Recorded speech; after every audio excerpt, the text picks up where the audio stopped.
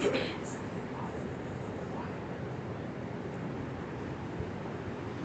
بالله من الشيطان الرجيم بسم الله الرحمن الرحيم إنا نحن نزلنا الذكر وإنا له لحافظون صدق الله العظيم.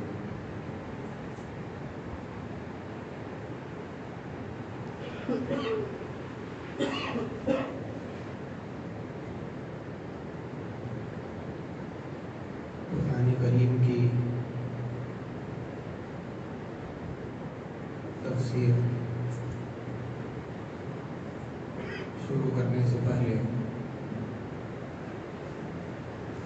دو چیزوں سے متعلق گفتگو کرنا، اس کی تھوڑی سی تفصیل بتانا مناسب ہے۔ قرآن کریم کی اس آیت میں اللہ تعالیٰ نے ان دو چیزوں کی طرف اشارہ فرمایا، ایک ہے نزول قرآن اور دوسرا ہے حفاظت قرآن۔ اللہ تبارک و تعالیٰ نے انسان کو دنیا کے اندر امتحان کے لیے بھیجا، اس کے ذمے چند فرائض لگا دیے، چند ذمہ داریاں اس کے قدموں پر ڈالی، اور ساری کائنات کو انسان کی خدمت کے لیے لگایا۔ ساری کائنات اور ساری دنیا، اس میں جو کچھ بھی چیزیں پائی جاتی ہیں انسان کی خدمت کے واسطے پیدا کی۔ انسان کو دنیا میں رہتے ہوئے دو کام کرنے ہیں۔ پہلا کام تو دنیا کے اندر جتنی چیزیں ہیں ان کو صحیح طریقے پر استعمال کرنا ہے۔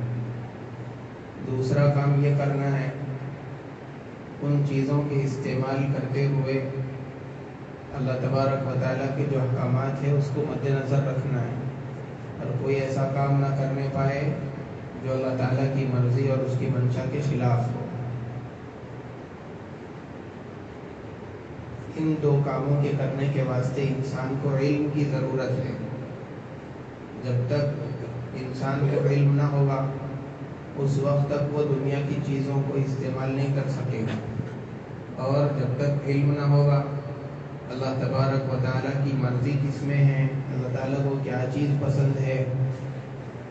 وہ آدمی جان نہیں سکتا۔ اس کائنات کی کیا حقیقت ہے، کون سی چیز کے کیا کیا خاصے ہیں، کس چیز سے کیا فائدہ اٹھایا جا سکتا ہے، یہ سارے سوالات آدمی کو علم کے ذریعے سے حل ہوں گے۔ اسی لیے اللہ تعالیٰ نے جب انسان کو دنیا میں بھیجا تو اس کے ساتھ علم کے 3 ذرائع پیدا فرمائے۔ پہلا ذریعہ انسان کے حواس، ناک، آنکھ، منہ، کان اور محسوس، ان چیزوں کے ذریعے سے بہت سارا علم انسان کو ملتا ہے۔ جیسے مثال کے طور پر اس دیوار کا رنگ سفید ہے، آدمی کو آنکھ کے ذریعے دیکھنے سے اس کی سفیدی کا علم حاصل ہوا۔ اگر کوئی خراب بو ہے یا اچھی بو ہے، اس کے خراب ہونے کا علم، اس کے اچھے ہونے کا علم آدمی کو ناک کے ذریعے سے حاصل ہوتا ہے۔ آواز قرآن کی تلاوت کی ہو رہی ہے، یا آواز گالی گلوچ کی آ رہی ہے، آواز گانے بجانے کی آ رہی ہے، یا نعت اور حمد کے پڑھنے کی آ رہی ہے، اس کا علم آدمی کو کان کے ذریعے سے ہوتا ہے۔ کوئی چیز گرم ہے، ٹھنڈی ہے، اس کا علم آدمی کو حس کے ذریعے سے، محسوس کرنے کے ذریعے سے ہوتا ہے۔ کوئی چیز کھاری ہے، پھیکی ہے، میٹھی ہے، اس کا ذائقہ، اس کا مزہ منہ کے ذریعے سے، زبان کے ذریعے سے آدمی کو ہوتا ہے۔ تو بہت سارے سوالات، بہت سارا علم ایسا ہے جو آدمی کو حواس سے خمسہ سے معلوم ہو جاتا ہے۔ یہ ایک ذریعہ ہے اللہ تعالیٰ نے پیدا فرمایا، اور ان حواس کے درمیان میں بھی ہر چیز کا جو علم ہے وہ اسی کے ساتھ خاص ہے۔ جیسے کہ اگر آدمی اپنی آنکھیں بند کر لے تو آنکھوں کو چھوڑ کر کے جتنے حواس ہے، کان ہیں، منہ ہیں، اس کے ذریعے سے وہ دیوار کا رنگ معلوم نہیں کر سکتا۔ ایسے ہی کوئی چیز سامنے رکھی ہوئی ہے تو صرف دیکھنے کے ذریعے سے اس کا مزہ معلوم نہیں کیا جا سکتا، بلکہ ہر چیز کی اپنی ایک حد ہے، اس کا علم اسی حواس کے ذریعے سے معلوم ہوگا۔ پھر دوسرا ذریعہ اللہ تبارک و تعالیٰ نے انسان کی عقل کو بنایا۔ جیسے اگر کوئی دیوار بنی ہوئی ہے، آدمی اس دیوار کو دیکھ کر کے اپنی عقل کو استعمال کر کے یہ معلوم کر سکتا ہے کہ یہ دیوار انسان نے بنائی ہے۔ عقل کو استعمال کیے بغیر صرف حواس کے ذریعے سے کسی چیز کو آدمی معلوم کرنا چاہے تو معلوم نہیں ہو سکتا ہے۔ اور اللہ تعالیٰ نے جو یہ ذرائع بنائے، حواس کا ذریعہ، عقل کا ذریعہ، اس کے بعد تیسرا ذریعہ، ان کے حدود ہیں۔ حواس سے خمسہ ایک حد تک پہنچ کر کے کام کرنا بند کر دیتے ہیں۔ جہاں پر حواس کام کرنا چھوڑ دیتے ہیں، عقل اس کے آگے کام کرتی ہے۔ جو چیزیں عقل سے معلوم ہوتی ہے، حواس سے معلوم ہونا ضروری نہیں، اور جو حواس سے معلوم ہو جاتے ہیں، عقل کا وہاں پر کام کرنا ضروری نہیں ہے۔ جو علم حواس سے حاصل ہو رہا ہے، علم عقل سے اس کا حاصل ہونا ضروری نہیں ہے، اور جو عقل سے حاصل ہو رہا ہے، حواس سے اس کا حاصل ہونا ضروری نہیں ہے۔ تو اللہ تبارک و تعالیٰ نے ایک ذریعہ تو حواس کو بنایا، دوسرا ذریعہ عقل کو بنا دیا، اور جہاں پر حواس بھی کام کرنا چھوڑ دیں، جہاں عقل بھی کام کرنا چھوڑ دیں، جیسے اللہ تبارک و تعالیٰ کی مرضی کیا ہے، اللہ تبارک و تعالیٰ کو کون سی چیز پسند ہے، اللہ تعالیٰ کو کون سی چیز ناپسند ہے، یہ چیز نہ حواس کے ذریعے معلوم ہو سکتی ہے، نہ عقل کے ذریعے سے معلوم ہو سکتی ہے۔ اس کے ذریعے اللہ تعالیٰ اس کے لیے ان سوالات کے حل کرنے کے لیے اللہ تعالیٰ نے ایک تیسرا ذریعہ متعین فرمایا ہے، اسی کا نام ہے وحی۔ تو اللہ تبارک و تعالیٰ اپنے مخصوص بندوں میں سے چند بندوں کو منتخب کر کے پیغمبر بناتا ہے، اور پھر ان کے اوپر وحی کو نازل کرتے ہیں، تاکہ اس ذریعے سے انسان کو پتہ چلے کہ اللہ تعالیٰ کی کیا پسند ہے، کیا ناپسند ہے، اللہ تعالیٰ کس چیز سے خوش ہوتے ہیں، کس چیز سے ناخوش ہوتے ہیں۔ علم کے دو ذرائع جو ابتدائی تینوں میں سے جو دو ہیں، حواس خمسہ اور عقل، اللہ تعالیٰ نے یہ ساری انسانیت کو دیے ہیں، لیکن وحی جو تیسرا ذریعہ ہے علم کے حاصل ہونے کا، یہ سارے انسانوں کو حاصل نہیں ہے، بلکہ صرف اللہ کے منتخب بندوں پر اللہ تبارک و تعالیٰ وحی کو نازل کرتے ہیں، اور پھر ان کے ذریعے سے وحی سے فائدہ اٹھاتے ہوئے ساری انسانیت علم حاصل کر سکتی ہے۔ تو یہ تین ذرائع اللہ تبارک و تعالیٰ نے علم کے حاصل کرنے کے انسان کو عطا فرمائے، اور ان تینوں ذرائع سے آدمی معلوم کر سکتا ہے کہ اس کائنات کی کیا حقیقت ہے، اس سے کیا فائدے حاصل کیے جا سکتے ہیں، کون سی چیز کس طریقے پر استعمال کی جائے، کس طریقے پر استعمال کرنے سے اللہ تعالیٰ خوش ہوتے ہیں، کس طریقے پر استعمال کرنے سے اللہ تعالیٰ ناخوش ہوتے ہیں۔ یہ سارے سوالات کا حل ان تینوں ذرائع کے ذریعے سے کیا جا سکتا ہے۔ اللہ کے نبی صلی اللہ علیہ وسلم پر پہنچ کر کے وحی کا سلسلہ اللہ تعالیٰ نے ختم فرما دیا۔ اب نہ کسی رسول کی ضرورت ہے، نہ وحی کے نازل ہونے کی ضرورت ہے۔ جو احکامات اللہ تبارک و تعالیٰ نازل کرنا چاہتے تھے، اللہ تعالیٰ نے وہ نازل کر دیے، دین کو مکمل کر دیا۔ اب کسی آدمی پر وحی نازل نہیں ہوگی، نہ کوئی رسول نیا آئے گا، نہ پیغمبر آئے گا۔ ساری انسانیت کو جو دین اللہ کے نبی علیہ الصلوۃ والسلام نے دے دیا، اسی کی پیروی کرنی ہے، اسی کی اطاعت و فرما برداری کرنی ہے۔ اللہ کے نبی صلی اللہ علیہ وسلم پر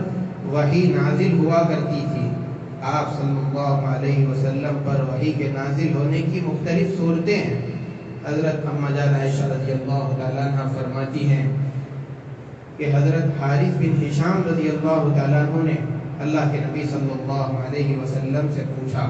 اے اللہ کے نبی آپ مجھے بتائیے آپ پر وحی کس طریقے سے آتی ہے؟ آپ صلی اللہ علیہ وسلم نے بتایا کہ مجھ پر وحی کے نازل ہونے کا، وحی کے آنے کی یہ صورت ہے کہ مجھے گھنٹیوں جیسی آواز سنائی دیتی ہے۔ اب گھنٹی سے کیوں مشابہت دی؟ اور آپ صلی اللہ علیہ وسلم نے آگے فرمایا کہ وحی کے نازل ہونے کی یہ صورت جس کے اندر گھنٹیوں کی سی آواز سنائی دے مجھ پر سب سے زیادہ مشکل ہوتی ہے، بھاری ہوتی ہے۔ گھنٹیوں سے کیوں مشابہت دی؟ کیونکہ اس کا تعلق مشاہدے سے ہے، اور اللہ کے نبی صلی اللہ علیہ وسلم کے علاوہ کسی آدمی نے اس کا مشاہدہ نہیں کیا، اس لیے حقیقتاً اس کا کیا جواب ہو سکتا ہے کوئی آدمی نہیں بتا سکتا۔ البتہ علماء اکرام کے اس سلسلے میں مختلف اقوال ہیں۔ بعض فرماتے ہیں کہ جس طریقے سے گھنٹی کی آواز مسلسل ہوتی ہے، اس کے اندر بیچ میں توڑ نہیں ہوتا، ایسے ہی وحی کی آواز، وحی کا سلسلہ مسلسل ہوا کرتا تھا، درمیان میں کوئی رکاوٹ نہیں ہوتی تھی، توڑ نہیں ہوتا تھا۔ دوسری رائے یہ ہے کہ جس طریقے سے گھنٹی کی آواز جب بجنے لگتی ہے تو چاروں طرف سے آتی ہے اور اس کی ایک جہت اور سمت، ڈائریکشن متعین کرنا مشکل ہو جاتا ہے، ایسے ہی وحی کی آواز جب آتی تھی اس وقت میں کون سی طرف سے کلام اللہ نازل ہو رہا ہے، وحی کس ڈائریکشن سے آ رہی ہے، اس کا متعین کرنا حضور صلی اللہ علیہ وسلم کے لیے مشکل ہو جایا کرتا تھا۔ اور ایک بات یہ بیان فرمائی کہ جب فرشتے وحی لے کر کے آتے تھے تو اس وقت وہ پر مارتے تھے، ان کے پروں کی آواز گھنٹیوں کی شکل کے اندر سنائی دیا کرتی تھی۔ البتہ اس کے علاوہ بھی بہت سارے اقوال علماء نے بیان فرمائے۔ اللہ کے نبی صلی اللہ علیہ وسلم پر وحی کی یہ صورت بہت زیادہ سخت ہوا کرتی تھی۔ حضرت اما جان عائشہ رضی اللہ تعالیٰ عنہ فرماتی ہیں کہ جب سخت جاڑے کے موسم میں اس طرح وحی نازل ہوتی تو سردی کے موسم میں بھی اللہ کے نبی صلی اللہ علیہ وسلم کی پیشانی مبارک پر پسینہ بھر جایا کرتا تھا، آپ کی پیشانی پسینے سے شرابور ہو جایا کرتی تھی، آپ کا سانس رکنے لگتا تھا، چہرے کا رنگ بدل جاتا، متغیر ہو جاتا، اور جس وقت میں وحی کا یہ سلسلہ ختم ہوتا تھا تو پھر وہ بوجھ جاتا رہتا، آپ کے چہرے کا رنگ صحیح ہو جاتا۔ اتنا زیادہ بوجھ وحی کے نازل ہونے کا ہوتا تھا کہ اگر آپ کسی جانور پر سوار ہوتے، اونٹنی پر سوار ہوتے، اس کے بوجھ کی وجہ سے وہ سواری بیٹھ جایا کرتی تھی۔ ایک مرتبہ ایک صحابی رضی اللہ تعالیٰ عنہ کے گود میں آپ کا سر تھا، آپ اسی طریقے سے لیٹے ہوئے تھے، اچانک وحی کا نزول شروع ہوا۔ صحابی فرماتے ہیں کہ اتنا زیادہ بوجھ اور وزن میری مانڈی پر پڑنے لگا، مجھے یہ خیال ہوا کہ کہیں میری ہڈی نہ ٹوٹ جائے، اتنا زیادہ بوجھ ہوا کرتا تھا۔ الغرض یہ ایک صورت ہوئی جس کے اندر اللہ کے نبی صلی اللہ علیہ وسلم کو گھنٹیوں جیسی آواز سنائی دیتی تھی۔ دوسری صورت جس کے اندر حضرت جبرائیل علیہ السلام انسان کی شکل اختیار کر کے اللہ کے نبی صلی اللہ علیہ وسلم کے پاس آتے تھے اور پیغام پہنچاتے تھے۔ اس میں عموماً حضرت جبرائیل علیہ السلام حضرت دحیہ کلبی رضی اللہ تعالیٰ عنہ کی شکل اختیار کرتے تھے، اور کبھی کسی اور صحابی کی یا کسی اجنبی کی، جیسے کہ حضرت جبرائیل، حدیث جبرائیل کے اندر اللہ کے نبی صلی اللہ علیہ وسلم کے پاس جب حضرت جبرائیل علیہ السلام آئے تو ایک اجنبی کی شکل اختیار کر کے آئے تھے۔ تو یہ دوسرا طریقہ ہے وحی کے نازل ہونے کا۔ اور تیسرا طریقہ، حضرت جبرائیل علیہ السلام اپنی اصلی شکل کے اندر بغیر کسی تبدیلی کے حضور علیہ السلام کے پاس وحی لاتے تھے۔ حضور علیہ السلام کی زندگی میں صرف 2-3 مرتبہ اس طریقے سے ہوا۔ ایک مرتبہ تو معراج کے موقع پر، اور ایک مرتبہ جب اللہ کے نبی صلی اللہ علیہ وسلم نے خود خواہش ظاہر فرمائی تھی کہ میں آپ کو آپ کی اصلی شکل کے اندر دیکھنا چاہتا ہوں، اور ایک مرتبہ ابتدائے اسلام میں جب اللہ کے نبی صلی اللہ علیہ وسلم کو نبوت ملی تھی، اس ابتدائی زمانے کے اندر اللہ کے نبی علیہ السلام نے آپ کو اصلی شکل کے اندر دیکھا تھا۔ یہ تیسری صورت ہے وحی کے نازل ہونے کی۔ چوتھی صورت جس کے اندر اللہ تبارک و تعالی براہ راست حضرت جبرائیل علیہ السلام کے واسطے کے بغیر حضور صلی اللہ علیہ وسلم کے دل پر جو وحی اور جو بات نازل کرنی ہے اس کا القاء فرما دیا کرتے تھے۔ اور اسی طریقے سے پانچویں صورت وحی کی نزول کی یہ ہے کہ حضرت جبرائیل علیہ السلام یا کوئی اور فرشتہ نظر نہیں آتا تھا، صرف اللہ کے نبی صلی اللہ علیہ وسلم کو آواز سنائی دیتی تھی، اور پھر اس آواز کو آپ صلی اللہ علیہ وسلم محفوظ کر لیتے تھے۔ تو یہ 5 صورتیں ہیں وحی کے نزول کی، کبھی کسی طریقے سے کبھی کسی طریقے سے اللہ کے نبی صلی اللہ علیہ وسلم پر وحی کا نزول ہوا کرتا تھا۔ اللہ کے نبی علیہ السلام پر جب کبھی بھی وحی کا نزول ہوا تو آپ صلی اللہ علیہ وسلم اس کو یاد کرنے کے لیے، محفوظ کرنے کے لیے، تاکہ اپنے ذہن و دماغ کے اندر اس کو بٹھا لے، کہیں ایسا نہ ہو کہ میں بھول جاؤں، اپنی زبان کو تیز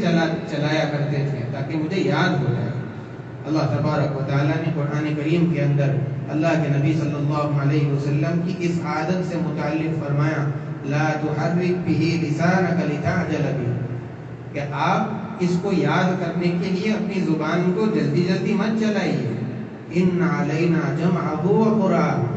اس کا آپ کے سینے میں جمع کرنا اور آپ سے اس کلام کا پڑھوانا، یہ دونوں چیزیں ہمارے ذمے ہیں، آپ اس کی وجہ سے پریشان مت ہوئیے۔ اللہ کے نبی صلی اللہ علیہ وسلم کو بتا دیا گیا کہ اس کی وجہ سے پریشانی کی ضرورت نہیں ہے۔ اللہ تبارک و تعالیٰ نے اللہ کے نبی صلی اللہ علیہ وسلم کو ایسا حافظہ عطا فرمایا تھا کہ جب ایک مرتبہ آیت کا وحی کا نزول ہو گیا، پھر اس کے بعد زندگی بھر آپ اس کو نہیں بھولتے تھے۔ ایسا حافظہ اللہ کے نبی صلی اللہ علیہ وسلم کو دیا گیا تھا، چونکہ قرآن کریم ایک مرتبہ کتاب کی شکل میں نازل نہیں ہوا، بلکہ ضرورت کے حساب سے، واقعات کے حساب سے اللہ کے نبی صلی اللہ علیہ وسلم پر وقتاً فوقتاً نازل ہو رہا تھا۔ اسی لیے حضور صلی اللہ علیہ وسلم کے زمانے میں کتاب کی شکل کے اندر اس کو محفوظ کر لینا یہ ممکن نہیں تھا۔ اسی لیے اس زمانے کے اندر سب سے زیادہ زور حافظے پر دیا گیا۔ حضور صلی اللہ علیہ وسلم بھی اس کو یاد کرتے تھے، اور پھر صحابہ اکرام رضوان اللہ تعالی علیہم اجمعین کو صرف اس کے معنی نہیں بلکہ معنی کے ساتھ ساتھ الفاظ بھی یاد دلایا کرتے تھے۔ بہت سارے صحابہ اکرام رضوان اللہ تعالی علیہم اجمعین اسی قرآن کریم کے یاد کرنے کے مشغلے کے لیے اپنے سارے کام کاج کو چھوڑ کر کے پوری زندگی کا سارا وقت اسی کام کے لیے ان لوگوں نے وقف کر دیا تھا۔ صرف مردوں کے اندر نہیں بلکہ عورتوں میں بھی یہ جذبہ ہوتا تھا قرآن کریم کے یاد کرنے کا۔ اور حضرت عبادہ بن صامت رضی اللہ تعالیٰ عنہ انصاری فرماتے ہیں کہ جب کوئی آدمی کسی بھی علاقے سے ہجرت کر کے مدینہ منورہ پہنچتا، اللہ کے نبی صلی اللہ علیہ وسلم اس آنے والے کو ہم انصار کے حوالے کر دیتے تاکہ وہ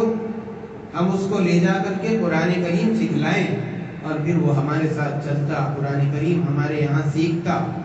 اور مدینہ منورہ کے اندر مسجد میں بھی قرآن کریم سیکھنے سکھانے کے حلقے صحابہ اکرام لگایا کرتے تھے۔ اتنا زیادہ شور قرآن کریم کے پڑھنے کا ہوا کرتا تھا، اللہ کے نبی صلی اللہ علیہ وسلم کو آ کر کے کہنا پڑتا تھا کہ تمہاری آوازیں کم کرو، ہلکی کرو۔ تو قرآن کریم کے سیکھنے سکھانے کا رواج سارے مدینے کے اندر، آنے والوں کے اندر بھی اور مدینے میں جو موجود تھے ان کے اندر بھی قرآن کے سیکھنے کا رواج تھا۔ جب ایسا ماحول سارے مدینے میں چلا، تھوڑے ہی عرصے کے اندر بہت سارے قرآن کے حافظ اور حاملین قرآن پیدا ہو گئے۔ بڑی جماعت حفاظ کی تیار ہو گئی جو قرآن پورا سینے کے اندر لی ہوئی تھی، اور جن لوگوں کے پاس قرآن کریم یاد نہیں تھا ان لوگوں نے مختلف چیزوں پر، مختلف اشیاء پر اس کو لکھ لیا تاکہ اس کو یاد کریں۔ ایک تو ذریعہ یہ تھا قرآن کریم کے محفوظ رکھنے کا، ان لوگوں نے یادداشت کو استعمال کیا، اور پھر اللہ تبارک و تعالیٰ نے اہل عرب کو ایسی یادداشت اور حافظہ دیا تھا کہ ان کو اپنے یعنی باپ دادا کے علاوہ اپنے جو گھوڑے ہیں ان کی نسب نامے، اس کا باپ کون ہے، اس کا کیا نام تھا، اس کا باپ کون ہے، اپنے گھوڑوں کے بھی نسب نامے یاد رہتے تھے، اور ایک ایک آدمی کو ہزار ہزار اشعار یاد رہتے تھے۔ تو اس طرح کا غضب کا حافظ اللہ تعالیٰ نے عربوں کو عطا فرمایا تھا۔ اسی ذریعے کو استعمال کیا گیا ہے سب سے اولاً قرآن کریم کی حفاظت کے واسطے،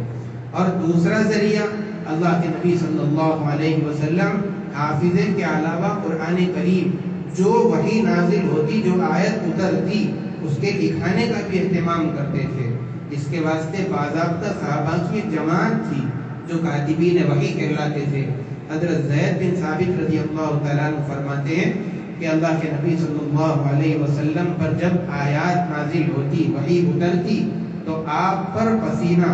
آپ کے بدن سے پسینہ ایسے ٹپکتا جیسے کہ موتی جھڑ رہے ہیں۔ پھر جب وہ سلسلہ ختم ہوتا، اللہ کے نبی صلی اللہ علیہ وسلم خود چین اور آرام پاتے، تو آپ مجھے وہ ساری کی ساری آیتیں بتلا دیتے اور میں ان ساری آیات کو لکھ دیتا، کیونکہ اس زمانے کے اندر کاغذ نہیں تھے، لکھنے کی مختلف چیزیں ہوا کرتی تھی، کبھی ہڈی پر لکھ دیا، کبھی کھجور کی درخت کی چھال پر لکھ دیا، کبھی پتوں پر، کبھی چمڑے پر، کبھی پتھر پر لکھ دیا، اس طریقے سے مختلف چیزوں پر آیات کو لکھ دیا جاتا تھا۔ حضرت زید رضی اللہ تعالیٰ عنہ فرماتے ہیں کہ میں ہڈی لے کر کے آ جایا کرتا تھا، جب اللہ کے نبی علیہ السلام آیت پڑھ کر کے سناتے میں اس پر لکھ دیتا، اور پھر دوبارہ حضور صلی اللہ علیہ وسلم کہتے کہ پڑھ کر کے سناؤ، میں وہ پڑھ کر حضور صلی اللہ علیہ وسلم کو سناتا۔ اللہ کے نبی صلی اللہ علیہ وسلم دیکھتے، اگر اس کے اندر کچھ اصلاح کی ضرورت ہوتی، درست کرنا ہوتا، تو حضور صلی اللہ علیہ وسلم اس کو درست فرماتے، اور پھر سارے صحابہ کے سامنے اس کو لے کر کے آتے تھے۔ تو اس طریقے سے ان کے علاوہ حضرت زید رضی اللہ تعالیٰ عنہ کے علاوہ حضرت ابی بن کعب رضی اللہ تعالیٰ عنہ، حضرت معاویہ رضی اللہ تعالیٰ عنہ، اور خلفائے راشدین، اور اس کے علاوہ بہت سارے صحابہ ہیں جو کاتبین وحی ہیں، جو وحی کے لکھنے والے تھے، اور بہت سارے صحابہ ایسے بھی تھے جو کاتبین وحی تو نہیں تھے، لیکن اس آیات کو یاد کرنے کے لیے اپنے پاس لکھ لیا کرتے تھے اور پھر اس کو لے جا کر کے اپنے گھر بیٹھے یاد کرتے تھے۔ جیسے کہ حضرت عمر رضی اللہ تعالیٰ عنہ کے اسلام لانے کے واقعے میں ہم نے سنا کہ جب وہ اپنے بہن کے گھر پہنچے تو وہاں پر حضرت ان کے جو بہن بھائی تھے اور ان کے جو بہن تھے وہ کسی نسخے کو دیکھ کر کے قرآن کریم پڑھ رہے تھے۔ تو اس سے بھی اندازہ ہوتا ہے کہ صحابہ قرآن کریم کو یاد کرنے کے لیے اپنے طور پر کوئی نسخہ، کوئی آیت لکھ لیا کرتے تھے اور پھر جا کر کے اپنی سہولت کے حساب سے اس کو یاد کرتے تھے۔ اس طریقے سے حفاظت کے دونوں طریقے اللہ کے نبی صلی اللہ علیہ وسلم کے زمانے سے چلے آ رہے تھے۔ ایک تو ہے سینے میں محفوظ کرنے کا، اور دوسرا ہے لکھ کر کے محفوظ کرنے کا۔ ہاں اتنی بات ہے کہ حضرت نبی رحمت صلی اللہ علیہ وسلم کے زمانے میں کوئی کتابی شکل قرآن کریم کی نہیں تھی جو ایسے آج ہمارے زمانے میں موجود ہے۔ متفرق جگہوں پر بعض صحابہ کے پاس ایک صورت ہے، بعض کے پاس 10 آیتیں ہیں، بعض کے پاس 2-3 صورتیں ہیں۔ اس طریقے سے پورے مدینے میں قرآن کریم مختلف صحابہ کے یہاں پھیلا ہوا تھا۔ حضرت ابوبکر رضی اللہ تعالیٰ عنہ کی خلافت کا جب دور آیا، اس زمانے میں جنگ یمامہ پیش آئی، اس میں بہت سارے حفاظ قرآن شہید ہو گئے۔ حضرت عمر رضی اللہ تعالیٰ عنہ نے اس بات کو محسوس کیا کہ اگر اسی طریقے سے قرآن کریم کے حاملین حفاظ شہید ہوتے رہیں گے، دنیا سے جاتے رہیں گے، تو کہیں ایسا نہ ہو جائے کہ قرآن کریم کا کوئی حصہ مفقود ہو جائے، کسی کو یاد نہ رہے اور معلوم بھی نہ ہو کہ وہ حصہ کیا تھا۔ تو حضرت عمر رضی اللہ تعالیٰ عنہ کو یہ اندیشہ ہوا تو حضرت ابوبکر رضی اللہ تعالیٰ عنہ کی خدمت میں گئے، کیونکہ وہ امیر المومنین تھے، ان کے پاس جا کر کے ان کو بتایا، یہ سارا واقعہ ان کو سنایا، ماجرا اور اپنا خدشہ دل کے اندر آنے والی بات ان سے بتائی، اور ان سے کہا کہ آپ اس زمانے کے اندر جتنے نسخے، جتنے قرآن کی آیتیں پورے مدینے کے اندر صحابہ کے درمیان پھیلی ہوئی ہے، جتنے صحابہ کو آیتیں یاد ہیں، سب کو ایک جا کر کے ایک قرآن کی شکل بنا دیجیے، تاکہ پھر کوئی قرآن کا کوئی بھی حصہ ضائع نہ ہونے پائے۔ حضرت عمر رضی اللہ تعالیٰ عنہ نے جب یہ بات حضرت ابوبکر رضی اللہ تعالیٰ عنہ کے سامنے بیان کی، تو حضرت ابوبکر رضی اللہ تعالیٰ عنہ نے سب سے پہلے تو یہ کہا کہ میں ایسا کام کیسے کروں جس کو نبی رحمت صلی اللہ علیہ وسلم نے نہیں کیا، جو آپ کے زمانے میں نہ ہوا، میں وہ کام کیسے کر سکتا ہوں۔ لیکن حضرت عمر رضی اللہ تعالیٰ عنہ انہوں نے یہ کہا کہ یہ کام بہتر ہی بہتر ہے، اور پھر اپنی بات بار بار دہراتے رہے، یہاں تک کہ اللہ تبارک و تعالیٰ نے حضرت ابوبکر رضی اللہ تعالیٰ عنہ کا سینہ اس کام کے لیے کھول دیا، ان کو شرح صدر ہو گیا کہ یہ کام اس زمانے میں ہونا چاہیے تاکہ قرآن کریم کی حفاظت ہو جائے۔ اس کے بعد حضرت زید رضی اللہ تعالیٰ عنہ جو کہ کاتب وحی ہے، ان کو حضرت ابوبکر رضی اللہ تعالیٰ عنہ نے بلوایا، بلا کر کے ان کے سامنے بھی یہ بات رکھی کہ حضرت ابوبکر رضی اللہ عمر رضی اللہ تعالیٰ عنہ نے مجھ سے ایسی بات کہی ہے، میرا بھی سینہ اس کے لیے شرح صدر ہو گیا کہ یہ کام اس زمانے میں ہو جانا چاہیے۔ حضرت زید رضی اللہ تعالیٰ عنہ بات سن کر کے انہوں نے بھی یہی کہا کہ یہ کام آپ لوگ کیسے کر رہے ہو جس کو نبی رحمت صلی اللہ علیہ وسلم نے نہیں کیا۔ پھر حضرت ابوبکر رضی اللہ تعالیٰ عنہ نے بھی وہی بات دہرائی کہ یہ کام بہتر ہی بہتر ہے، اور پھر اپنی بات بار بار دہراتے رہے، یہاں تک کہ حضرت زید بن ثابت رضی اللہ تعالیٰ عنہ کو بھی اس کام کا شرح صدر ہو گیا۔ وہ فرماتے ہیں کہ جب یہ بات حضرت ابوبکر رضی اللہ تعالیٰ عنہ اور حضرت عمر رضی اللہ تعالیٰ عنہ نے میرے سامنے کہی، حضرت ابوبکر رضی اللہ تعالیٰ عنہ نے کہا کہ آپ نوجوان ہیں اور آپ ہمت والے ہیں، سمجھدار آدمی ہیں، آپ کے سلسلے میں ہمیں کوئی خدشہ نہیں ہے، اور آپ اللہ کے نبی صلی اللہ علیہ وسلم کے ساتھ رہتے ہوئے آپ نے وحی کے لکھنے کا بھی کام کیا ہے، اسی لیے ہماری رائے یہ ہے کہ آپ اس کام کو انجام دیں۔ چنانچہ حضرت زید بن ثابت رضی اللہ تعالیٰ عنہ کہنے لگے کہ اگر یہ دونوں حضرات مجھے یہ کہتے کہ کوئی پہاڑ اٹھا کر کے دوسری جگہ رکھ دو تو اتنا بوجھ مجھے محسوس نہ ہوتا کہ جتنا قرآن کریم کے جمع کرنے کا بوجھ ہے اور اتنا بھاری کام ہے۔ لیکن حضرت زید بن ثابت رضی اللہ تعالیٰ عنہ جب تیار ہو گئے تو پھر مختلف صحابہ کے پاس جو نسخے موجود تھے، جو چیزیں موجود تھی جس کے اوپر قرآن کریم لکھا ہوا تھا، جتنی بھی چیزیں تھی سب کو جمع کروایا۔ اگرچہ کہ حضرت زید بن ثابت رضی اللہ تعالیٰ عنہ خود حافظ قرآن ہے، اور مدینے کے اندر بہت سارے صحابہ جو حافظ قرآن ہے وہ موجود ہے، لیکن صرف اپنے حافظے پر بھروسہ نہیں کیا، صرف اپنے حافظے پر اکتفا نہیں کر لیا، بلکہ جتنی بھی نسخے، جتنی بھی آیتیں، جتنی بھی چیزیں ہیں جس کے اوپر آیات لکھی ہوئی تھی سب کو اکٹھا فرمایا، سب کو جمع فرمایا۔ پھر اس کے بعد میں ان ساری چیزوں کو جمع کرنے کے بعد ایک نسخہ حضرت ابوبکر رضی اللہ تعالیٰ عنہ کے حکم کے مطابق تیار فرمایا، لیکن اس کے اندر جو جو آیتیں ملتی چلی گئی اس کو ملاتے نہیں چلے گئے، بلکہ آیت کو لکھنے سے پہلے 4 مراحل اور 4 شرائط طے فرمائے کہ جو آیت ان چاروں شرائط کے مطابق اترے گی صرف اسی کو اس نئے نسخے کے اندر لکھا جائے گا، اور اگر ایک بھی شرط کے مطابق نہیں ہوگی تو اس کو قرآن کریم کے اندر نہیں لکھا جائے گا۔ 4 شرائط کیا تھے؟ سب سے پہلے تو وہ خود چونکہ حافظ تھے، اسی لیے یہ دیکھتے تھے کہ یہ آیت مجھے یاد ہے کہ نہیں ہے۔ اگر حضرت زید رضی اللہ تعالیٰ عنہ کے حافظے کے مطابق وہ قرآن کریم کی آیت ہوتی، اگر وہ اس کی توثیق کرتے تو حضرت عمر رضی اللہ تعالیٰ عنہ کے سامنے پیش کرتے، حضرت عمر رضی اللہ تعالیٰ عنہ بھی اگر اس کی توثیق کر دیتے تو پھر تیسرا مرحلہ یہ تھا کہ یہ دیکھتے کہ اس آیت کا لانے والا کون ہے، اس آدمی سے کہتے کہ اس آیت کے اوپر 2 عادل آدمی گواہ لے کر کے آؤ، اور وہ اس بات کی گواہی دے کہ یہ آیت حضور صلی اللہ علیہ وسلم کے سامنے لکھی گئی ہو۔ اگر کوئی 2 گواہ ایسے آ جاتے جو کہتے کہ ہاں یہ آیت انہوں نے حضور کے سامنے لکھی تھی، تو پھر چوتھے مرحلے کے اندر جو صحابہ کے پاس مختلف نسخے موجود تھے، جنہوں نے اپنے یاد کرنے کے لیے اس کو لکھ لیا تھا، اس سے ٹیلی کر کے دیکھتے، اگر وہ بالکل برابر اتر آتے جیسے ادھر لکھا ہوا ہے ان نسخوں کے اندر بھی ویسے ہی لکھا ہوا ہوتا، تو ان چاروں مراحل سے گزارنے کے بعد میں وہ آیت لے کر کے اپنے نسخے کے اندر لکھا کرتے تھے۔ تو اتنا احتیاط کے ساتھ حضرت زید رضی اللہ تعالیٰ عنہ نے حضرت ابو بکر رضی اللہ تعالیٰ عنہ کے زمانے میں قرآن کے جمع کرنے کا کام کیا،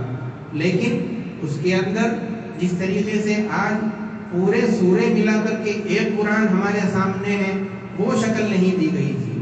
بلکہ سورے ایک ایک کر کے ایک سورے کو ایک چھوٹا سا رسالہ بنا دیا گیا، دوسرے سورے کو دوسرا سا رسالہ بنا دیا گیا، تو اس طریقے سے بہت سارے رسالے اور مصحف تیار ہو گئے۔ اور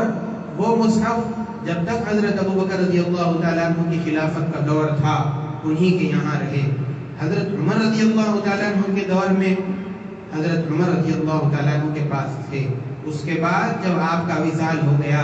تو حضرت ام المومنین حضرت حفصہ رضی اللہ تعالیٰ عنہ کے پاس اس کو بھیج دیا گیا۔ اب وہ نسخہ انہی کے پاس تھا، وہ مصحف انہی کے پاس تھے۔ حضرت عثمان رضی اللہ تعالیٰ عنہ کا جب دور آیا، اسلام پھیلتا جا رہا تھا اور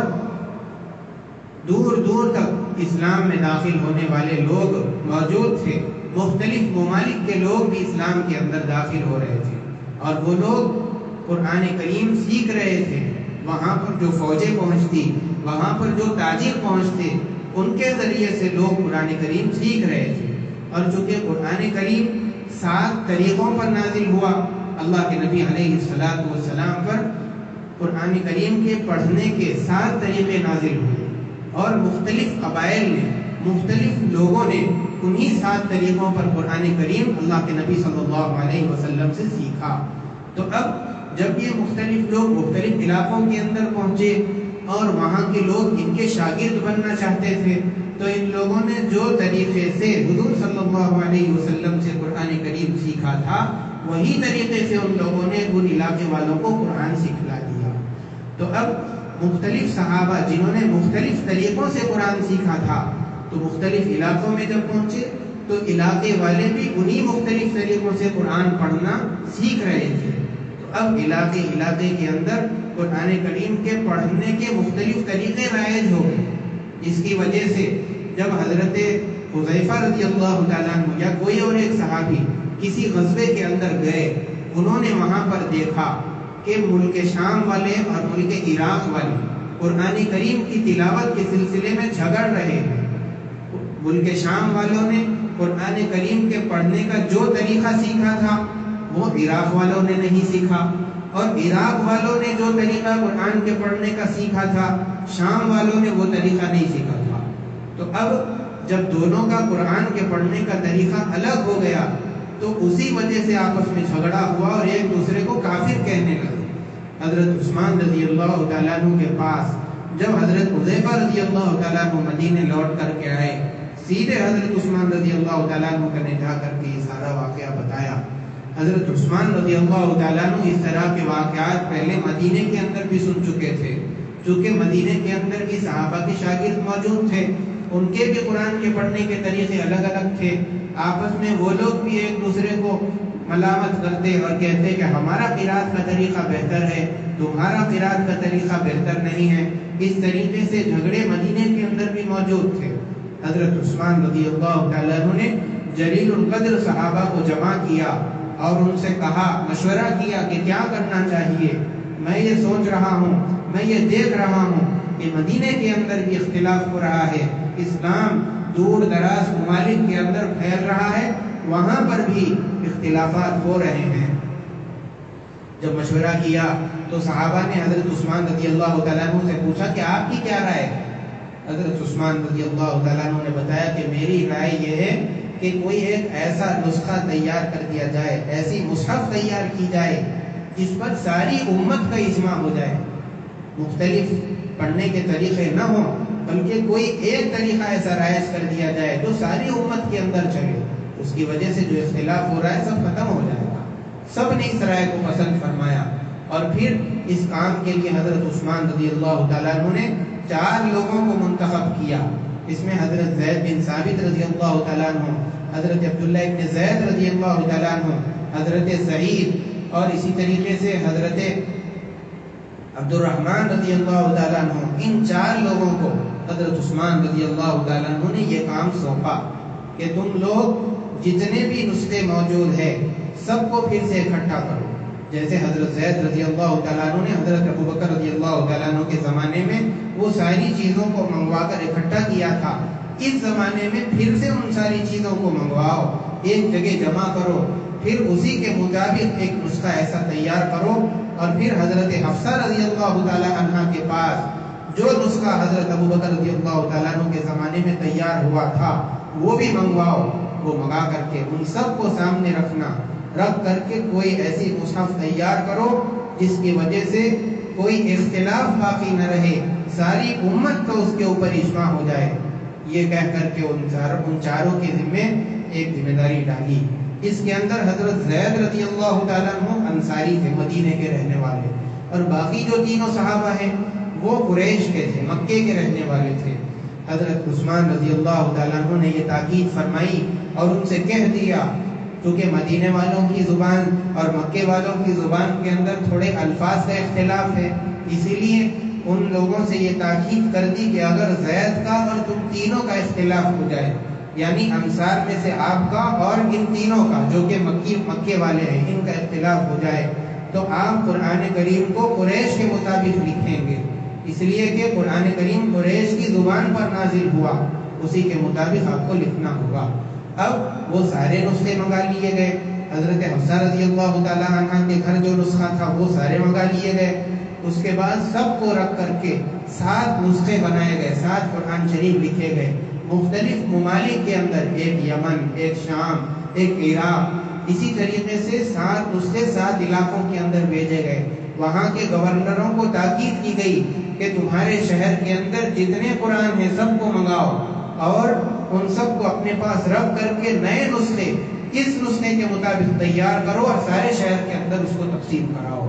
تو اس طریقے سے حضرت عثمان رضی اللہ تعالیٰ عنہ نے قرآن کے جمع کرنے کا اور جو اختلاف امت کے اندر ہو رہا تھا اس کے ختم کرنے کا ذریعہ یہ اختیار فرمایا. اس کے اندر ایک ترقی یہ فرمائی، حضرت ابو بکر رضی اللہ تعالیٰ عنہ کے دور میں جو قرآن تیار ہوا تھا الگ الگ سورے تھے، لیکن عثمان رضی اللہ تعالیٰ عنہ نے یہ کیا کہ سارے سورتوں کو ملا کر کے ایک قرآن کر دیا. جیسے آج ہمارے سامنے ایک قرآن کے اندر پوری سورتیں موجود ہیں، لیکن اس میں بھی یہ خیال رکھا گیا کہ اس کے اندر نقطے نہیں لگائے گئے، نہ کوئی نقطہ لگایا گیا، نہ زبر زیر پیش، کوئی چیز نہیں لگائی گئی، بلکہ یوں ہی اس کو چھوڑ دیا گیا. اس لیے کہ قرآن کریم کی تلاوت بعض لوگ مختلف طریقے سے کرتے تھے، بعض لوگ مختلف طریقے سے کرتے تھے. تو جو آدمی جس طریقے سے تلاوت کرنا چاہ رہا ہے وہ اس طریقے سے کرے،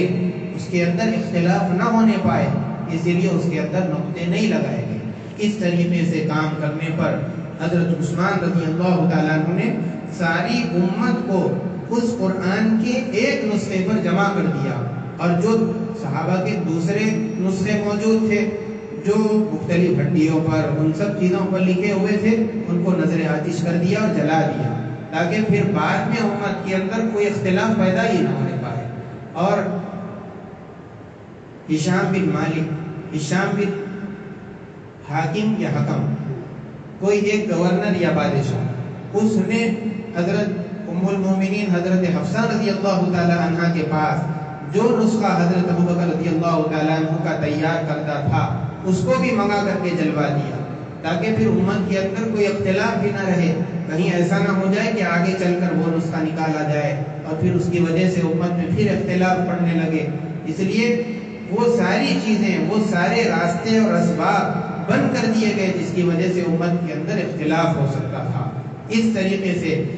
صحابہ اکرام نے قرآن کریم کی حفاظت کی. در حقیقت اللہ تبارک و تعالی خود اس کی حفاظت کی ذمہ داری لیے ہوئے ہیں. اللہ تبارک و تعالی نے حضور صلی اللہ علیہ وسلم کو اور پھر ان صحابہ کو قرآن کریم کی حفاظت کے لیے استعمال کیا، اور قرآن کریم کے یاد کرنے کا اور پھر اس کے پرنٹ کا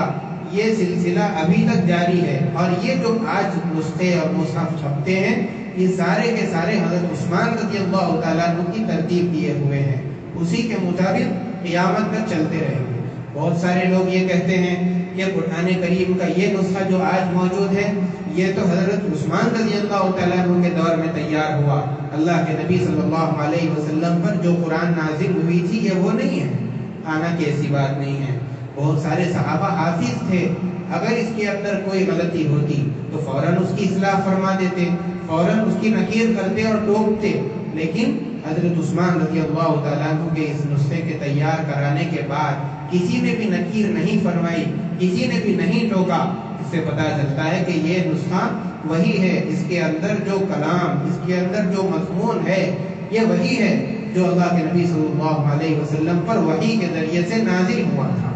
تو یہ قرآن کریم کے نزول کا اور پھر اس کی حفاظت کا ایک مختصر سا مضمون ہے جو آپ کے سامنے رکھ دیا گیا۔ اب انشاءاللہ آئندہ قرآن کریم کی مستقل تفسیر شروع کر دی جائے گی، یہ تمہیدی بات انشاءاللہ اتنی کافی ہے۔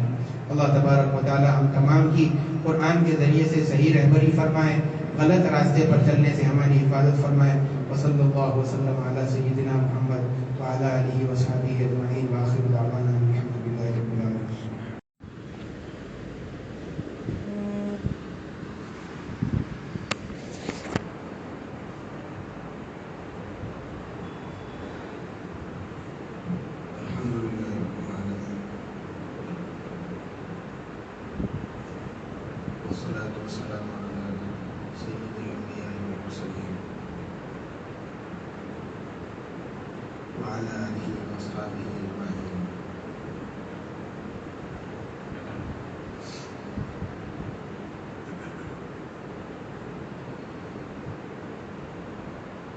گزشتہ درس میں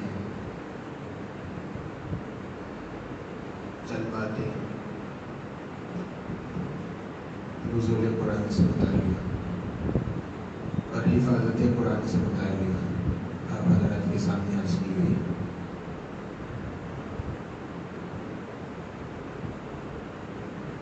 ارادہ تو یہ تھا کہ آج کے درس میں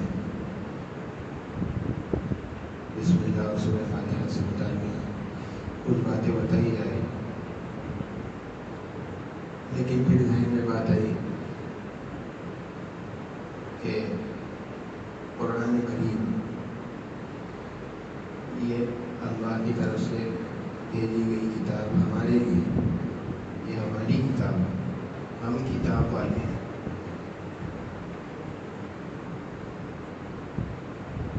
اور اگر کتاب سے متعلق کتاب والے ہی کو معلوم نہ ہو کہ اس کے اندر کیا لکھا ہے، وہ کتاب کی مراحل سے گزر کر کے کن راستوں سے اور کن محنتوں سے ہو کر کے ہم تک آئی ہے، اس کے اندر جو کچھ موجود ہے وہ کتنی محنتوں کے بعد، کن کن لوگوں کی محنتوں کے بعد اس شکل میں آج ہمارے سامنے موجود ہے۔ اگر اہل کتاب ہی اس چیز کو نہ جانے تو اس سے بڑی شرم کی بات کوئی نہ ہو سکتی۔ اسی لیے پھر ارادہ ہوا کہ قرآن کریم سے متعلق جتنی باتیں ہیں تفسیر کے شروع کرنے سے پہلے مختصر انداز میں ان ساری باتوں کو آپ حضرات کے سامنے رکھ دیا جائے، تاکہ اجمالاً ایک خاکہ ہمارے سامنے قرآن کریم سے متعلق ہمیشہ موجود رہے۔ اللہ کے نبی صلی اللہ علیہ وسلم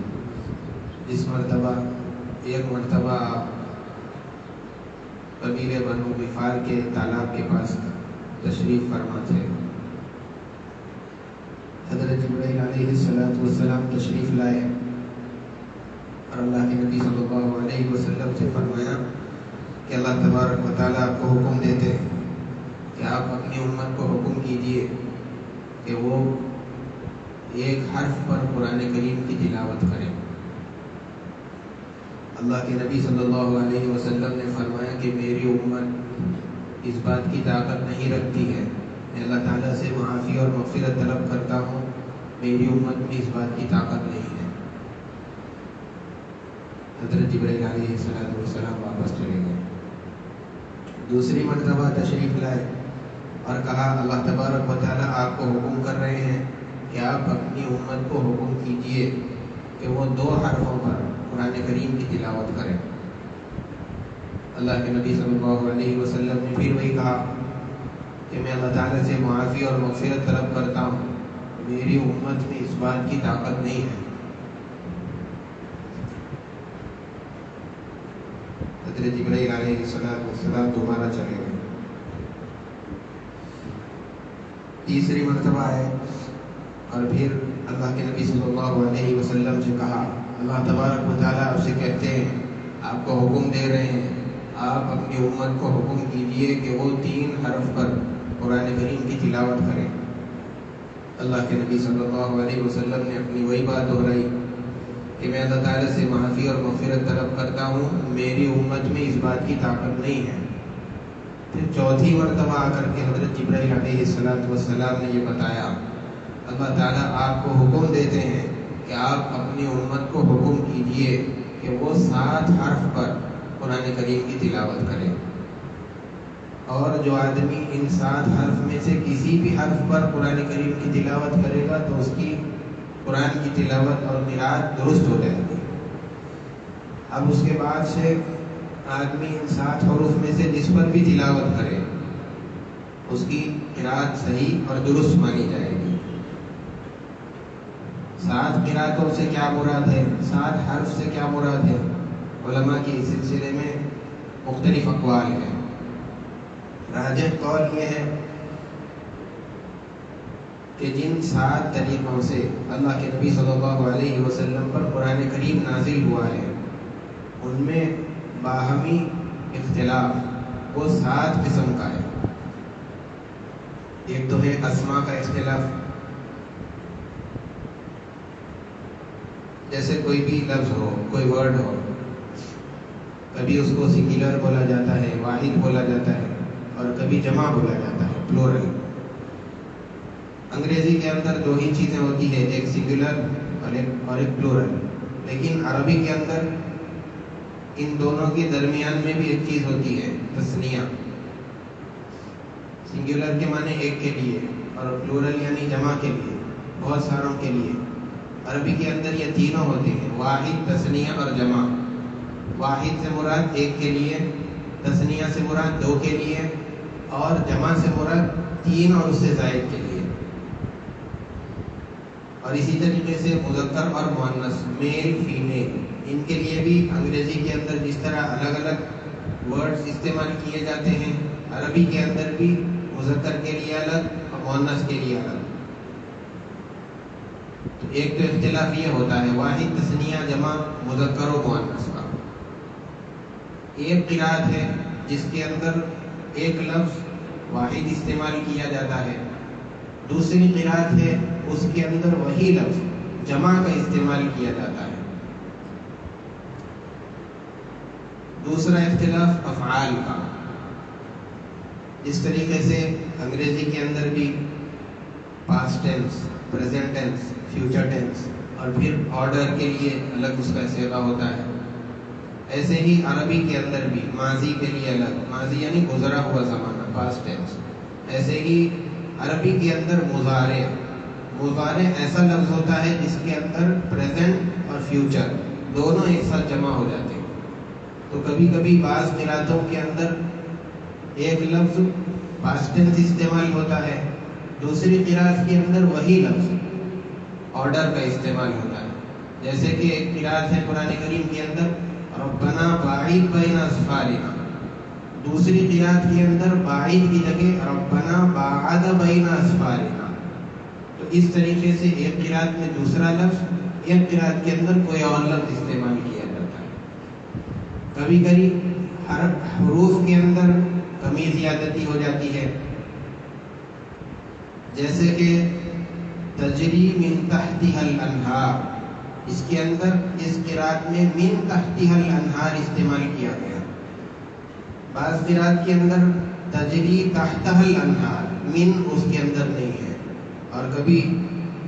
ایک حرف کو بعد میں لاتے ہیں، دوسرے حرف کو پہلے لا لیتے ہیں، اور دوسری قرأت کے اندر اسی کو مقدم کر دیتے ہیں، مؤخر کر دیتے ہیں۔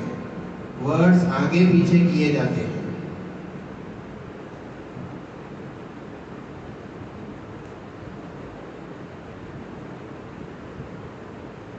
اور اسی طریقے سے اور سارے اختلافات ہیں، جیسے ایک لفظ کی جگہ پر دوسرا لفظ استعمال کرتے ہیں. جیسے ایک قرأت کے اندر استعمال ہوا ہے نوشزوہا، اور ایک قرأت ہے اس کے اندر استعمال ہوا ہے ننشروہا. تو ایک لفظ کی جگہ دوسرا لفظ استعمال کر دیا جاتا ہے. اور اسی طریقے سے کبھی لہجوں کا اختلاف ہو جاتا ہے، لفظ تو وہی ہوتا ہے، لفظ بدلتا نہیں. اس طریقے سے ہندوستان کے اندر اردو زبان چلتی ہے، مختلف علاقوں کے اندر اس کے بعد بول چال کا، اس کے لہجے کا فرق ہے. حیدرآباد والے جو بات کرتے ہیں کرناٹک والے وہ بات نہیں کرتے، مہاراشٹر والے الگ کرتے ہیں. پھر اوپر نارتھ کی طرف چلے جائیں تو دلی والے الگ کرتے ہیں، یو پی والے الگ کرتے ہیں، لکھنؤ والوں کی اپنی الگ بولی ہے. اس طریقے سے اردو زبان ہی کے اندر جو لہجے مختلف ہے، ایسے ہی عربوں کے اندر بھی ایک لفظ کے بولنے کے مختلف لہجے ہوا کرتے تھے. جیسے کہ ایک لفظ ہے موسیٰ،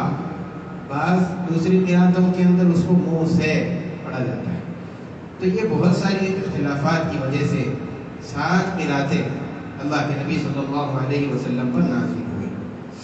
اور ان 7 قرأتوں میں سے جس قرأت کے مطابق بھی آپ قرآن کریم کی تلاوت کریں گے، آپ کی قرآن کی تلاوت درست اور صحیح مانی جائے گی. حضرت عثمان رضی اللہ تعالیٰ عنہ نے جو مصحف اور نسخہ تیار فرمایا تھا، اس کے اندر اس بات کا خیال رکھا اور اس نسخے کو اس انداز پر تیار فرمایا کہ یہ 7 قرأتیں اس کے اندر ایک ساتھ جمع ہو گئی.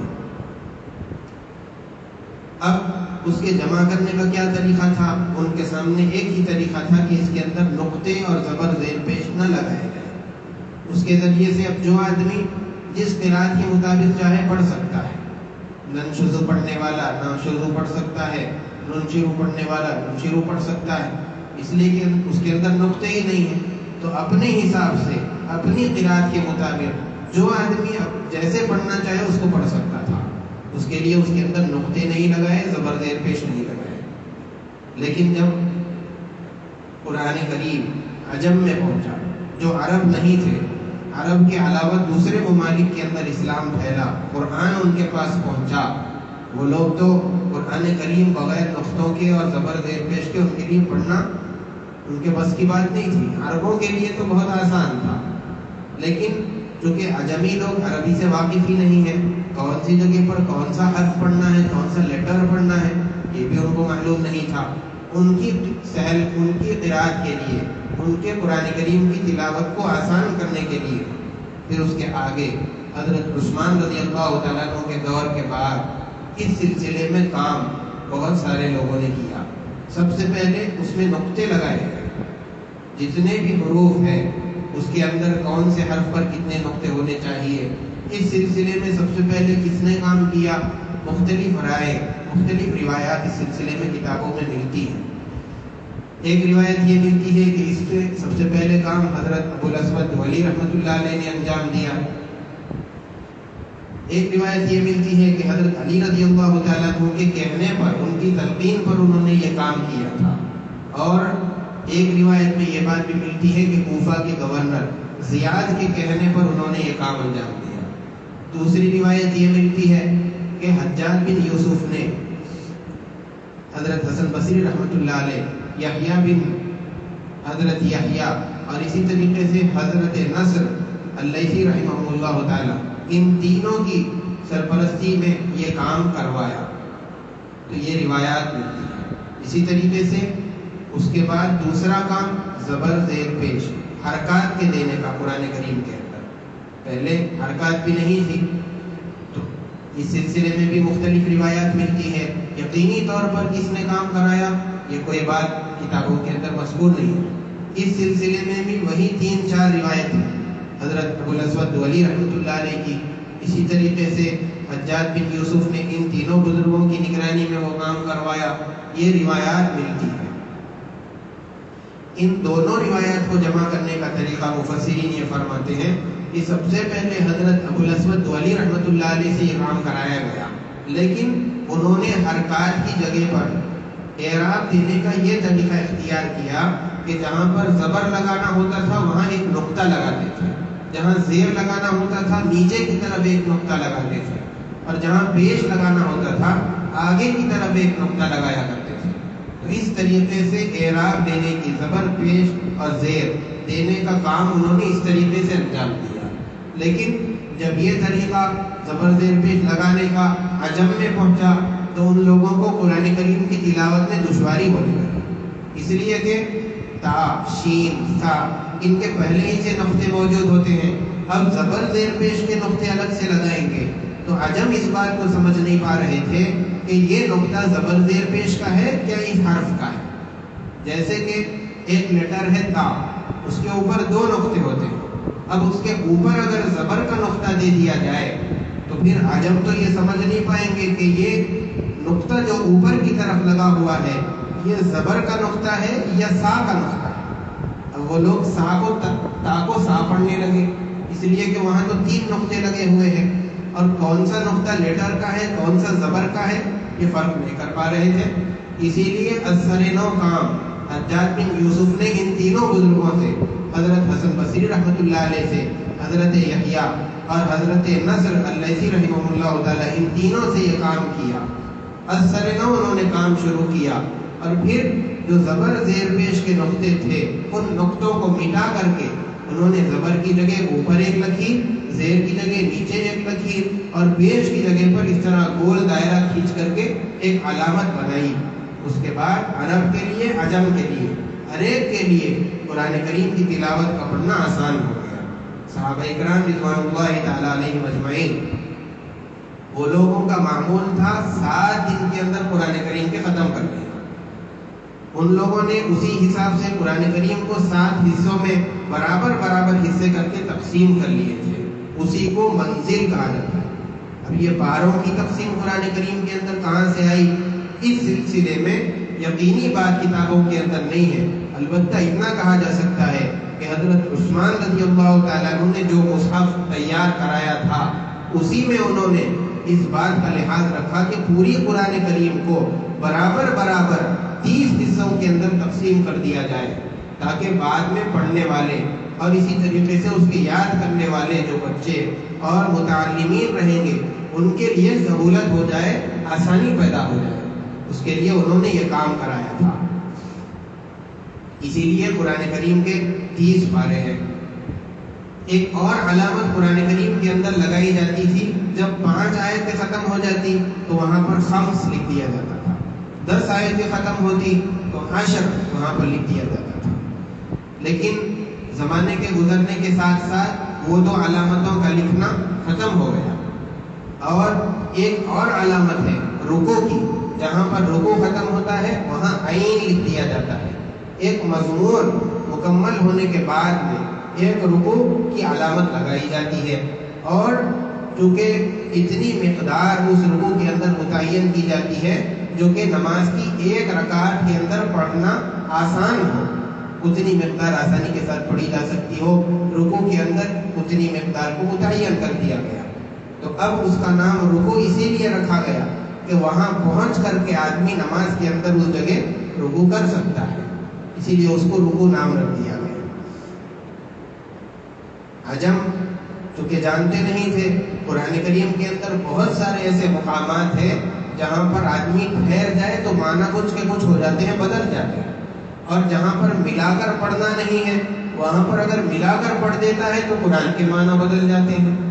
تو اب ٹھہرنا کہاں ہے اور چلنا کہاں ہے، بغیر رکے کے ملا کر پڑھنا کہاں ہے، عجم اس کو نہیں جانتے تھے۔ عرب لوگ چونکہ ان کی زبان عربی تھی وہ جانتے تھے، اس لیے ان کو معلوم تھا کہاں رکنا ہے کہاں پر نہیں رکنا ہے۔ چونکہ عجمیوں کے لیے دشواری ہو رہی تھی، ان کی سہولت کے لیے چند علامتیں متعین کی گئی، اس کو اوقاف رموز کہا جاتا ہے۔ نورانی قاعدہ کے اندر مولانا نور محمد صاحب رحمۃ اللہ علیہ نے یہ پوری علامتوں کو تفصیل کے ساتھ لکھ دیا، اس میں دیکھیں گے تو پتہ چلے گا کہ کون سی علامت آئے گی تو وہاں پر رکنا جائز ہے، رکنا جائز نہیں ہے، اس پر رکیں گے تو چلے گا، اس پر رکیں گے تو نہیں چلے گا۔ یہ ساری علامتیں انہوں نے نورانی قاعدہ کے اندر لکھ دی ہے، وہاں پر دیکھ سکتے ہیں۔ تو ان کو اوقاف رموز کہا جاتا ہے۔ اللہ کے نبی صلی اللہ علیہ وسلم پر جو وحی نازل ہوتی تھی اس کی دو قسمیں، ایک تو ہے وحی متلو، دوسری ہے وحی غیر متلو۔ وحی متلو وہ وحی جس کی تلاوت کی جاتی ہے، وحی غیر متلو جس کی تلاوت نہیں کی جاتی۔ اللہ کے نبی صلی اللہ علیہ وسلم پر وحی کبھی تو اللہ تبارک و تعالیٰ کی طرف سے الفاظ اور معنی و مضمون دونوں چیزیں اللہ تعالیٰ کی طرف سے نازل ہوتی تھی، اس کو وحی متلو کہا جاتا ہے، جس میں الفاظ اور معانی دونوں اللہ تعالیٰ کے ہوں، اس کو وحی متلو۔ اور جس کے اندر صرف مضمون اور معنی اللہ تعالیٰ کی طرف سے نازل ہو اور الفاظ اللہ کے نبی صلی اللہ علیہ وسلم کے ہو تو اس کو وحی غیر متلو کہا جاتا ہے۔ دوسرے الفاظ کے اندر جس میں الفاظ اور معنی دونوں اللہ تعالیٰ کے ہوں اس کو قرآن کہا جاتا ہے، اور جس کے اندر مضمون اور معنی تو اللہ تعالیٰ کے ہو لیکن اللہ کے نبی صلی اللہ علیہ وسلم نے اس معنی اور مضمون کو اپنے الفاظ میں صحابہ کے سامنے رکھا، اس کو وحی غیر متلو اور احادیث مبارکہ کہا جاتا ہے۔ تو اس سے یہ بات پتہ چلی کہ قرآن ہو یا حدیث ہو دونوں بھی اللہ تعالیٰ کی طرف سے نازل کردہ ہے۔ اللہ تعالیٰ نے قرآن کریم کے اندر فرمایا اِنَّا نَحْنُ نَزَّلْنَا الذِّكْرَ وَإِنَّا لَهُ لَحَافِظُونَ۔ تو اللہ تعالیٰ کی طرف سے جو کچھ بھی نازل ہوا، چاہے وہ قرآن ہو یعنی الفاظ و معنی دونوں ہو یا پھر صرف معنی ہو احادیث ہو، وہ دونوں چیزیں اللہ کی طرف سے نازل کرتا ہے۔ اس لیے کہ اللہ کے نبی صلی اللہ علیہ وسلم کے متعلق فرمایا وَمَا يَنطِقُ عَنِ الْهَوَىٰ، اپنی مرضی سے کچھ نہیں بولتے ہیں، جو اللہ کی طرف سے نازل ہوتا ہے لوگوں کو وہی سناتے ہیں۔ تو اب احادیث اور قرآن یہ دونوں بھی اللہ کی طرف سے نازل کردہ ہے اور دونوں کی حفاظت کی ذمہ داری بھی خود اللہ تعالیٰ کے ذمہ ہے۔ وَإِنَّا لَهُ لَحَافِظُونَ، جو اللہ کی طرف سے نازل ہوا ہے اللہ تعالیٰ نے اس کی حفاظت کی ذمہ داری لی۔ اس اعتبار سے قرآن بھی اور حدیث بھی جو کہ اللہ کی طرف سے نازل کردہ ہے، اسی لیے دونوں کی حفاظت کی ذمہ داری بھی اللہ کے ذمہ پڑتی ہے۔ اس کے بعد